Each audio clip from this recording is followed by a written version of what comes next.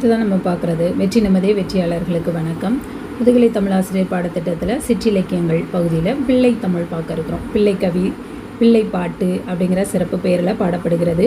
பாட்டுடை தலைவரோ அல்லது தலைவியோ குழந்தையாக பாவித்து நற்றாயோ செவிலித்தாயோ காப்பு முதலிய 10 பருவங்களுக்குரிய செயல்களை சிறப்பித்து கூறுவதாக புலவர் பெருமக்களால் பாடப்பெறுவது தான் இந்த பிள்ளை தமிழ்.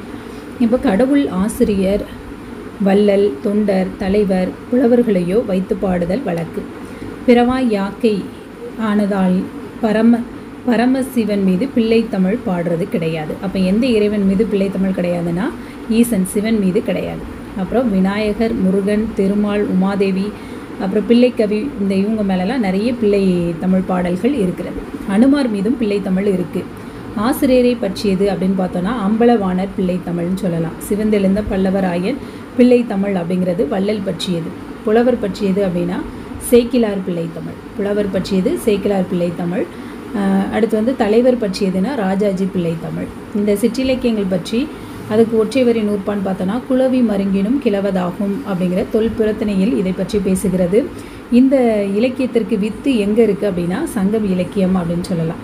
வள்ளுவர் குழலினிது யாழினிது அப்படின்னு சொல்கிறாரு. பாண்டியன் அறிவுடை நம்பி குறுகுறு நடந்து சிறுகை நீட்டி இட்டும் தொட்டும் கொவ்வியும் துளைந்தும் நெய்யுடை அடிசில் மெய்பட விதிர்த்தும் மயக்குறு மக்களை என குழந்தை தரும் கொள்ளை இன்பத்தை அள்ளி தருவதாக அறிவுடை நம்பி பாடல் இருக்கிறது. அதுதான் இதற்கு ஊற்றாக நினைச்சுகிறது வருகிறது. அது மாதிரி பிரபந்த ஊற்றாக பிறங்குவது பெரியாழ்வருடைய திருவாய்மொழி அப்படின்னு சொல்லலாம். பிள்ளமை இன்பத்தை முதலில் வரையறுத்து பாடிய பெருமை யாருக்கு இருக்குது அப்படின்னா இந்த பெரியாழ்வாருக்கு தான் இருக்குது. பாடற் தலைவன் 3ஆம் மாதம் தொடங்கி 3 முதல் 21 மாதங்கள் வரை உள்ள ஒற்றித்த 10 மாதங்களை 10 பெரும் பருவங்களாக கொண்டு ஒவ்வொரு பருவத்திற்கும் 10 பாடல்கள் வீதம் 10 விருத்தங்கள் பாடல்கள் விருத்தம் வீதம் பாடுவது முறை. இந்நூல் ஆண்பார் பிள்ளை தமிழ், பெண்பார் பிள்ளை தமிழ் 2 வகைப்படுது. காப்பு, செங்கீரை, தாள், சப்பானி, முத்தம், அம்பூலி வரைக்கும் 7 பருவங்கள் 2 பருவத்திற்கும் பொதுவானது. இவற்றுள் சிற்றில், சிறுபறை, சிறுதேர் இது வரும்போது இது ஆண்பார் பிள்ளை தமிழ். கழங்கு, அம்மானை, ஊசல் இது வரும்போது பெண்பார் பிள்ளை தமிழ். சிலர் ஆண்பார் பிள்ளை தமிழ் 16 ஆண்டுகள் வரையும், பெண்பார் பிள்ளை தமிழ் என்றால் பூப்பு நிகழும் வரையும் பாடப்பட வேண்டும் அப்படின்னு சொல்கிறாங்க. அரசன் முடிகவித்த பின் இச்சிற்றிலக்கியம் பாடப்பெறாது. இதெல்லாம் நமக்கு எக்ஸ்ட்ராவான குறிப்புகள், அது தெரிஞ்சுக்கோங்க. பிள்ளை தமிழில் கிடைத்த முதல் நூல் அப்படின்னு பார்த்தோன்னா குலோத்துங்கன் சோழன் பிள்ளை தமிழ். இது ஒட்டக்கூத்தர் பாடியது. அப்புறம் இதனுடைய சந்த அமைப்பை பின்பற்றியே ஆசிரியர்கள் இந்த பிள்ளை தமிழ் நிறைய பேர் பாடியிருக்கிறாங்க. பிள்ளை தமிழில் சிறந்தவை அப்படின்னு சொன்னோன்னா மீனாட்சி அம்மை பிள்ளை தமிழ், முத்துக்குமார சுவாமி பிள்ளை தமிழ், குமரகுருபர அடிகள் அருளியது இது 2. தொடுக்கும் கடவுள் பழம்பாடல் தமிழின் ஒவ்வொருவனுக்கும் தெரிந்திருக்க வேண்டிய பாடல். இப்பாடல் கேட்டு மீனாட்சி அம்மையே குழந்தை வடிவில் வந்து திருமலை நாயக்கர் கழுத்தில் இருந்த முத்து மாலையை எடுத்து குமரகுருபரர் கழுத்தில் அணிந்ததாக என செய்து ஒரு வரலாறு இருக்கிறது. சிவஞான சுவாமிகளினுடைய அமுதாம்பிகை பிள்ளை தமிழ், பகழிக்கூத்தர் எழுதின திருச்செந்தூர் பிள்ளை தமிழ், மீனாட்சி சுந்தரம் பிள்ளையின் அமுதாம்பிகை பிள்ளை தமிழ். அப்போ அமுதாம்பிகை பிள்ளை தமிழே 2 பேர் பாடியிருக்கிறாங்க. ஒன்று சிவஞான முனிவரோடது, இன்னொன்று மீனாட்சி சுந்தரம் பிள்ளை, இது 2 பேரும் பாடியிருக்கிறாங்க. இன்னும் கம்பன் பிள்ளை தமிழ், தமிழன்னை பிள்ளை தமிழ், காந்தி அண்ணல் பிள்ளை தமிழ், இஸ்லாமிய புலவர்களின் நபி நாயக பிள்ளை தமிழ், ஆண்டவர் பிள்ளை தமிழ் என எத்தனையோ பிள்ளை பிரபந்தங்கள் உள்ளன. அப்புறம் காமராஜர் பிள்ளை தமிழ், மாப்போசி பிள்ளை தமிழ், மறைமலை அடிகள் பிள்ளை தமிழ், பெரியார் பிள்ளை தமிழ், அண்ணா பிள்ளை தமிழ், கருணாநிதி பிள்ளை தமிழ், எம்ஜிஆர் பிள்ளை தமிழ் இதெல்லாம் இப்போ உள்ள காலங்களில் உள்ளது. இந்த நூற்றாண்டில் குழந்தை இலக்கியம் அப்படின்னு சொல்லி பேசப்படுகிறது. பல நூற்றாண்டுகளுக்கு முன்பே இந்த பிள்ளை இலக்கியத்தை நம்மளுடைய பழந்தமிழர்கள் வளர்த்துள்ளார்கள். அதான் தென்னன் தமிழுடன் அப்படின்னு இருக்கிறது மீனாட்சி அம்மை பிள்ளை தமிழ், முடிவு முதிர்கனிவாய் உலகு குளிர முத்துக்குமார சுவாமி பிள்ளை தமிழ், வில்லு மலர சேக்கிலார் பிள்ளை தமிழ் இதெல்லாம் தெரிந்திருக்க வேண்டிய திருப்பாடல்கள். இதோட நம்மளுடைய பிள்ளை தமிழ் பகுதி இந்த புத்தகத்தில் கொடுத்த செய்தி நிறைவு பெறுகிறது. இதுபோக வேறு செய்திகள் கிடைத்தாலும் அடுத்த காணொளிகளில் நம்ம பார்க்கலாம். நன்றி. பிள்ளை தமிழில் பன்னிரு பாட்டியல் கடைசி 3 பருவங்களை இந்த மாதிரி சொல்கிறது. சிற்றில், சிறுபறை, சிறுதேர் சொன்னோம் இல்லையா, அதை சிற்றிழைத்தகள், சிறு சோறாக்கள், களமகன், ஊசல், காம நோன்பு, இந்த 5 வந்து பெண்பாளருக்கு குறிப்பிடுகிறது. அதே மாதிரி பிங்களந்தை நிகண்டு வந்து குளமணம், நோன்பு, நீராடல், பாவையாடல், அம்மானை, களங்கு, பந்தடித்தல், சிறு சோறாடுதல், சிற்றிழைத்தல், ஊசலாடல் என்னும் 10ஐயும் பெண்பாளருக்குரியதாக பிங்களந்தை நிகண்டு சொல்லுது. இதை குறிப்பாக பார்த்துக்கோங்க. இது கொஞ்சம் வித்தியாசமான ஒன்றாக இருக்குது. இது எதில் உள்ளதுன்னா சிற்றிலக்கிய வகைகள் அப்படிங்கிற பகுதியில் உள்ளது. இந்த சிற்றிலக்கிய வகைகள் அப்படிங்கிற பகுதியினுடைய ஆசிரியர் யார் அப்படின்னு பார்த்தீங்கன்னா புலவர் மணி மு. சண்முகம் அவர்கள். இதை தான் வந்து தொகுத்து நமக்கு இங்கே என்ன செஞ்சுருக்காங்க, கொடுத்துருக்குறாங்க. அதை வச்சு நம்ம வந்து மின்னூல் மதுரை தமிழ் இலக்கிய மின் தொகுப்பு, இதில் அதிகமான செய்திகள் இருக்கிறதுனால இதில் உள்ள செய்திகளை கொஞ்சம் கொடுக்கலாம் அப்படின்னு சொல்லி என்ன செய்கிறேன், உங்களுக்கு கொடுக்குறேன். இதில் உள்ள செய்திகளையும் கொஞ்சம் என்ன செஞ்சுக்கோங்க, அப்படியே பார்த்துக்கோங்க. ஏற்கனவே வந்து இதில் உள்ளதை கொடுத்துருந்தேன், மதுச விமலானந்தம் வரலாற்று களஞ்சியம், அதில் உள்ளதை கொஞ்சம் கொடுத்துருந்தேன். அதுபோக இதுவும் கொஞ்சம் கூடுதலாக இருக்குது அப்படிங்கிறதுனால இந்த செய்தியும் தெரிந்து கொள்வது நல்லது. இதில் பாருங்கள், நச்சினார்க்கினியர் அவருடைய விளக்க உரையில் பிள்ளைத்தமிழ் கூறுகள் அமைய பாடும் மரபை இதில் உள்ள மருங்கு என்ற சொல் வந்து என்ன செய்கிறது, விளக்குகிறது. குளவி மருங்கினும் களவதாகும் அப்படிங்கிறது. அதே மாதிரி குளவு கற்றோண்டி காமப்பகுதி அப்படின்னு புறப்பொருள் வெண்பாமாலை பாடாந்திணையில் இது குறிப்பிடப்படுகிறது. அதுக்கப்புறம் வந்து மருங்கு என்றதன் மக்கட்குளவியாகிய ஒரு மருங்கே அப்படின்னு என்ன செய்யணும், பொருள் கொண்டுக்கணும் அப்படின்னு சொல்கிறாரு.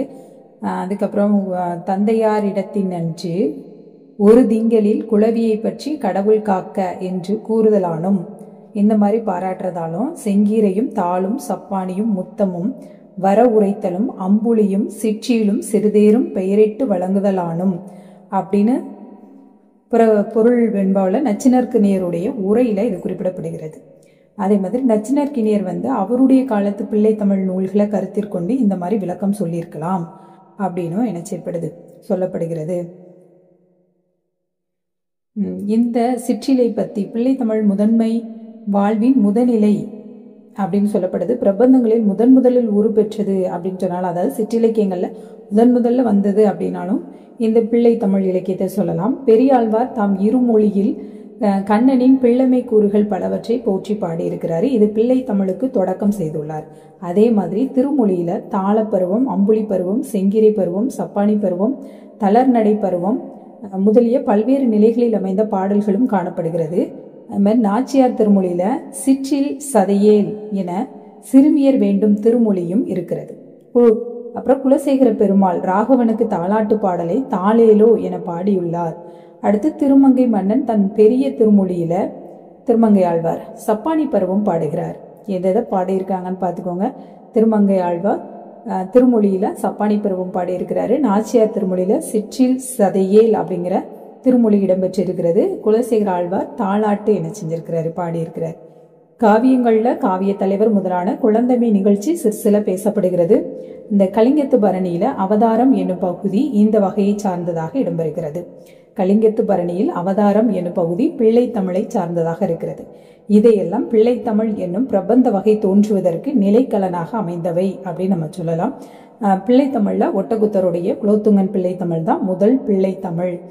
அப்புறம் பாட்டுடை தலைவர் குலவந்தையாக வைத்து பாடுவது, இதெல்லாம் ஏற்கனவே பார்த்தோம். இதனுடைய வேறு பெயர் பாருங்க, பிள்ளை கவி, பிள்ளை பாட்டு, பிள்ளை திருநாமம், இப்படிலாம் இது வந்து சொல்லப்படுகிறது. தெய்வங்கள் மீதும் மக்கள் மீதும் பாடப்படுதல் மரபு அப்படின்னு சொல்லப்படுது. அன்றியும் ஆண்பாளர் மேலும் பெண்பாளர் மேலும் பாடப்படுகிறது. ஆண்பார் பிள்ளைத்தமிழ், பெண்பார் பிள்ளைத்தமிழ் 2 பிரிவுகள் இருக்கிறது. இந்த 10 பருவங்கள் ஏற்கனவே நம்ம பார்த்த ஒன்றுதான். அதுக்கப்புறம் இலக்கணம், நிகண்டு முதலிய பெண்பால் விளையாடல்களுள் பலவற்றை தொகுத்துரைத்த போதிலும் பெரும்பாலான பிள்ளைத்தமிழ் நூல்களுள் அம்மானை, நீராடல், ஊசல் இதுதான் என்ன செஞ்சிருக்கு, இடம்பெற்றிருக்கு. அதே மாதிரி ஆண்டாள் பிள்ளைத்தமிழ்ல காமவேல் நோன்பும் சவயோக நாயகி பிள்ளைத்தமிழில் களங்காடுதலும் அமைந்திருக்கிறது. ஆண்டாள் பிள்ளைத்தமிழ் காமவேல் நோன்பு, சவயோக நாயகி பிள்ளைத்தமிழ்ல களங்காடுதல் இடம்பெற்றிருக்கிறது. அது மாதிரி பிள்ளை கவி பெரும் பருவம் எத்தனைனா 3 முதல் 21 திங்கள், அதாவது 10 பருவங்களை இந்த 21 மாதங்களுக்குள்ளாக 10 பருவங்களை இது பண்ணியிருக்காங்க. ஒற்றை திங்களில் 21 திங்களில் ஒற்றை பெற்ற திங்கள்களிலே பிள்ளைக்கவி பாடப்படுது. அதாவது ஒற்றை எண்களில் வருகிறது. 3, 5, 7 இந்த மாதிரி வரக்கூடிய மாதங்களை தான் பாடப்படுகிறது. இந்த வரையறை எதில் இருக்கு அப்படின்னா சிதம்பர பாட்டியல்லையும் கைலாச நிகண்டு இதுலேயும் இடம்பெறுகிறது. பாருங்க, சிதம்பர பாட்டியலோட பாட்டு முதல் 3 21 ஒற்றை பெரு திங்கள் தனி பிள்ளை சாவியை கொல்லே. இந்த வரி சவியை கொல்லே அப்படின்னு சிதம்பர பாட்டியல் கூறுகிறது. இன்னும் 5 ஆண்டு முதல் 7 ஆண்டு வரையில் பிள்ளைக்கவி பாடுதல் உண்டு அப்படின்னு சொல்றது எதுனா வெண்பா பாட்டியல், நவநீத பாட்டியல். இது ரெண்டும். இலக்கண விளக்க பாட்டியல் 3, 5, 7 ஆண்டிலும் ஆகும் என 3, 5, 7 எனும் வரையறை குறிப்பிட்டிருக்கிறது. 16 ஆண்டு வரையில் ஆண்பாளுக்கு பிள்ளைக்கவி பாடலாம். அதாவது 3 ஆண்டு 5 ஆண்டு நம்ம பார்த்தோம், 21 மாதங்கள் வரைக்கும் தான், திங்கள் வரைக்கும் தான் பாடலாம் அப்படின்னு. ஆனா 5 ஆண்டு முதல் 7 ஆண்டு வரைக்கும் பாடலாம் அப்படிங்கிறது எதுனா வெண்பா பாட்டியலும் நவநீத பாட்டியலும் கூறுகிறது. அதே இது 3, 5, 7 ஆண்டுகள் வரை வரையறை குறிப்பிட்டிருக்கிறது இலக்கண விளக்க பாட்டியல். அடுத்து 16 ஆண்டுகள் வரை ஆண்பாளுக்கு பிள்ளைக்கவி பாடலாம், பெண்களுக்கு பூப்பு நிகழும் வரை பாடலாம் அப்படின்னு சொல்றது எதுனா பன்னிரு பாட்டியல் அப்படிங்கிறது. பன்னிரு பாட்டியலும் இந்திரகாளியார் கூற்றாக பாட்டியல்ல இந்திரகாளியார் இந்த மாதிரி குறிப்பிடுறாரு. வேந்தர்கள் முடிசூட்டிய பின் பிள்ளைக்கவி பாடுதல் கூடாது அப்படின்னு சொல்ற நூல் எதுனா பன்னிரு பாட்டியல். அடுத்தது பார்த்தோம்னா காப்பு பருவ மரபும் மாற்றமும். காப்பு பருவத்துல திருமால் முதலிய தெய்வங்களை துதித்து போற்றி பிள்ளைக்கவி பெறுவோரை காக்க வேண்டும் அப்படின்னு பாடுவாங்க. அப்போ திருமால் காப்பு கடவுளாதலின் அவரை முதற்கண் பாட வேண்டும் அப்படின்னு சொல்ற நூல் எதெல்லாம்னா பன்னிரு பாட்டியல், நவநீத பாட்டியல். காப்பு முதலெடுக்கும் கடவுள் தானே பூக்கமல் துளாய் முடி புலைந்தேன் தோனாகும் அப்படின்னு பன்னிரு பாட்டியல் குறிப்பிடுகிறது. இந்த காப்பு பருவத்துல இடம்பெற்றிருக்கக்கூடிய கடவுளர் யார் யார் அப்படிங்கிற வரையறையை தொகுத்து கூறுறது எதுனா இந்த பன்னிரு பாட்டியல் தான். பெரும்பாலும் சொல்றது காப்பு பருவத்துல வரக்கூடிய தெய்வம் யாருன்னா திருமால். அப்படி வரையறை கொடுத்த நூல் எது அப்படின்னா பன்னிரு பாட்டியல். திருமால் அரணே திசைமுகன் கரிமுகன் பெருவேல் முருகன் பருதி வடுகன் எழுவகை மங்கையர் இந்திரன் சாத்தன் நிதியன் நீலி 11 மூவர் திருமகள் நாமகள் திகழ்வதி என்ப மருவிய காப்பினுள் வரும் கடவுளரே. இந்நூலிற்கு போன்றே நவநீத பாட்டியலிலும் திருமால், சிவபெருமான், சாத்த மாதக்கள், 11 மூவர், பிரம்மன், பகவதி, குபேரன், சூரியன், சாத்தன், இந்திரன், முருகன், கணபதி, வடுகன் என்னும் தெய்வங்களையும் காவல் செய்வார்கள் அப்படின்னு சொல்லி குறிப்பிட்டிருக்கிறது. இதில் திருமகள், நாமகள், சந்திரன் எனும் தெய்வங்கள் ஒளிந்த 13 இடம்பெறுகின்றனர். இது பன்னிரு பாட்டியல் கூறும் 16 தெய்வங்களையும் 10 பாடல் கொண்ட காப்பு பருவத்தில் உரைப்பது அருமையே. ஆகவே இவருள் எவரேனும் 10 இடம்பெறுவது என்பது நடைமுறைக்கு. இதுல யாராவது ஒரு 10 பேர் 10 தெய்வம் காப்பு தெய்வமாக இடம்பெறுவார்கள். அதுக்கப்புறம் வந்தக்கூடிய நாள்கள்ல பார்த்தோம்னா சைவர், வைணவர் அவங்கவுங்க சமயத்திற்கு ஏற்றார்படி என்ன செஞ்சாங்க, காப்பு பருவத்துல அந்த தெய்வங்களை வைத்து பாட ஆரம்பிச்சாங்க. மகாவித்வான் மீனாட்சி சுந்தரம் பிள்ளை அவர்கள் தாம் பாடிய சேக்கிலார் பிள்ளை தமிழ்ல காப்பிற்குரிய கடவுளாக பாட்டியலார் உரைத்த கடவுளர் யாரையுமே பாடல. அதுக்கு பதில் அவர் என்ன சுந்தரர் பாடி போற்றிய திருத்தொண்ட தொகை செய்யுள் முறைப்படி அமையும் அடியார்களை பாடியுள்ளார். அப்போ மகாவித்வான் மீனாட்சி சுந்தரத்துல காப்பு கடவுள் யாருன்னா அடியவர்களை தான் பாடியிருக்கிறார். தொண்டை தொகை செய்யுள் இருக்கக்கூடிய அடியவர்கள். அடுத்து குருவாயூரப்பன் பிள்ளை தமிழ். அவருக்கு நித்தமும் சாத்தப்பெறும் எண்ணெய் காப்பையே காப்பாக கொள்ளுமாறு திருமு கோ ராமன் பாடியுள்ளார். குருவாயூரப்பன் பிள்ளை தமிழ்ல நித்தமும் சாத்தப்பெறும் எண்ணெய் காப்பு தான் காப்பு அப்படின்னு சொல்ற மாதிரி பாடியிருக்கிறார். யாரு? திரு மு கோ ராமன் அப்படிங்கிறவர். மகிழ்ந்து காண தெளி நல்லெண்ணெய் காப்பிட்டே இளஞ்சூட்டு நீரால் ஆட்டி வகைத்தூள் நிறுவி தேய்ப்பார் நேயமுற நேரா நின்னை அலங்கரிப்பர் அப்படின்னு சொல்றார். இந்த பாடல் அவருடைய ராமனுடைய காப்புரை பாடல். அடுத்து அருக சமய முதல்வர் ஆதிநாதரை போற்றும் பிள்ளை தமிழ் நூல்ல பெருமான் மேல் கவி பாட சித்தர் சைனாலயங்களில் விளங்கும் சினத்தேவர் முதலியோர் காப்பினை தமக்கு வேண்டி பாடுகின்றனர். ஏனைய பிரபந்த காவியங்கள் எல்லாமே அப்படி வேற வேற ஆட்களை வச்சு என்ன செய்யறாங்க, அந்த பிள்ளை தமிழ் ஆசிரியருக்கு ஏற்றார் போல மாத்திக்கிறாங்க. இந்த வகையில அடிமதி குடி ஐயனார் பிள்ளை தமிழும் இடம்பெற்றிருக்கிறது. அப்புறம் பிள்ளைத்தமிழ் நூல்கள் பெயர் அமைதியிலும் ஒரு ஒருமைப்பாடு காணப்படுகிறது. இறைவன் இறைவியர் மீது மற்றும் மன்னர், வள்ளல், குருமார் இப்படி பல மானிடர் மேல பாடப்படும் போது அதற்கு ஏற்றார் போல பெயர் வைக்கிறாங்க. இப்போ இதுல குலோத்துங்க சோழன் பிள்ளைத்தமிழ், மீனாட்சி அம்மை பிள்ளைத்தமிழ், சேக்கிலார் பிள்ளைத்தமிழ், ஆதிநாதர் பிள்ளைத்தமிழ் முதலியன பாட்டுடை தலைவர் பெயரால் இணைந்து வரக்கூடியது. அதுக்கப்புறம் திருவானைக்கா அகிலாண்ட நாயகி பிள்ளைத்தமிழ், திருவிழஞ்சி முருகன் பிள்ளைத்தமிழ், திருவாவடுதுறை அம்பலவான தேசிகர் பிள்ளைத்தமிழ் இதெல்லாம் ஊர் பெயருடன் பாட்டுடை தலைவர் பெயரும் சேர்ந்து வரக்கூடியது. அடுத்து இந்த இரு வகையினுமின்றி பாட்டுடை தலைவர் வீற்றிருக்கக்கூடிய இடப்பெயரால் சில நூல்கள் வருகிறது. அப்படி வரும்போது பார்த்தோம் அப்படின்னா பழனி பிள்ளைத்தமிழ், புதுவை பிள்ளைத்தமிழ், கம்பை பிள்ளைத்தமிழ், நாகூர் பிள்ளைத்தமிழ், திருப்பரங்கிரி பிள்ளைத்தமிழ் இதெல்லாம் இடப்பெயரால் வரக்கூடியது. எடுத்துக்காட்டு கொடுத்து கேட்கலாம். பொருந்தாததை தேர்க அப்படின்னு சொல்லிட்டு இடப்பெயரில் அமைந்ததை 3 கொடுத்துட்டு இடப்பெயரும் அங்கு இருக்கக்கூடிய தெய்வத்தின் பெயரையும் சேர்த்து பாட்டுடை தலைவர் பெயரையும் சேர்த்து இருக்கக்கூடிய ஒரு நூலை கொடுக்கலாம். நமக்கு எல்லாமே பிள்ளைத்தமிழ் தானே அப்படிங்கிற ஒரு குழப்பம் வரும். அந்த பகுதியை என்ன செஞ்சுக்கோங்க, தெளிவாக பார்த்துக்கோங்க. பாவின் அமைப்பு இது ஆசிரிய விருத்தத்தில் வரக்கூடியது. ஈரன்கலை வண்ணம் இவற்றுள் ஒன்றால் பருவத்திற்கு 10 பாடலாக 100 பாடல்கள் பிள்ளைத்தமிழில் பாடப்படுவது மரபாக இருக்கிறது. அடுத்து இதில் வண்ணம் விருத்தம் வகுப்பே ஈரன்கல்லை வண்ணச் செய்யுள் அன்னவை ஈரம் பதி நிலையென் அறைவர் கற்றோர். இது நவநீத பாட்டியலுடைய விளக்கம். அகவல் விருத்தம், கட்டளை ஒளி, களியின் விருத்தம் இதெல்லாம் பெறக்கூடியதாக இந்த பாக்கள் வரும். பிள்ளை பாட்டே நெடுவெண் பாட்டே தெள்ளிதிர் செப்பும் புலவரும் உளரே. இது பன்னீர் பாட்டியலோட குறிப்பு. பிள்ளைக்கவிக்குரிய இந்த பாக்கள் எல்லாம் எடுத்துரைக்கப்படுகிறது. பெரும்பான்மையான பிள்ளை தமிழ் நூல்கள் ஆசிரிய விருத்தத்தால் அமைந்தது. பார்த்தீங்க அப்படின்னா தாலாட்டு பருவம், தாள பருவம் அப்படின்னா தாளே தாளேலோ அப்படின்னு முடித்தலும், அம்புலி பருவத்தில் அம்புலி ஆடவோ அப்படின்னு விழியுடன் முடிப்பதும் வழக்கமாக இருக்கிறது. ஒவ்வொரு பருவத்திற்கும் 10 பாடல்கள் வீதம் 100 பாடல்கள் இருக்கும் அப்படின்னு சொல்லி பார்த்தோம். அதுக்கப்புறம் மல்லையூர் சிற்றம்பல கவிராயர் பாடிய சிவந்தெழுந்த பல்லவன் பிள்ளைத்தமிழ் பருவத்திற்கு 7 பாடல்கள், அதாவது 7 பாடல்கள் தான் இடம்பெற்றிருக்கு. சிவஞான முனிவர் பாடிய கலசை செங்கலிநீர் விநாயகர் பிள்ளைத்தமிழ் ஒவ்வொரு பருவத்திற்கும் 5 பாடல்கள் தான் காணப்படுகிறது. இதெல்லாம் குறிப்புகள்ல முக்கியமானது. 7 பாடல்கள் அமைந்திருக்கக்கூடிய பிள்ளை தமிழ் நூல் எது, பருவத்திற்கு 5 பாடல்கள் அமைந்திருக்கக்கூடிய பிள்ளை தமிழ் நூல் எதுன்னு கேட்கலாம். இல்லைன்னா இந்த நூல்களுடைய ஆசிரியர்களை பொறுத்துகள் கொடுத்து கேட்கலாம். அதனால குறிப்புகளாக வைத்துக் கொள்ளுங்கள். படிக்காசு புலவரை இந்நூலை இவர் காலத்து வாழ்ந்த படிக்காசு புலவர் தான் இந்த நூலை பாடினார் அப்படின்னு சொல்லக்கூடியவங்களும் என்ன செய்யறாங்க இருக்கிறாங்க. எந்த நூல்னா அந்த செங்கலுநூர் அந்த பாட்டை. அடுத்து அது தவறு அப்படிங்கிறத சான்றுடன் விளக்கியவர் யார் அப்படின்னா மூகோ ராமன் அவர்கள் தான். அப்புறம் 20ஆம் நூற்றாண்டுல பிள்ளை தமிழ் பாடியவர்கள் குறைவான பாடல்களை கொண்டுதான் பாடியிருக்காங்க.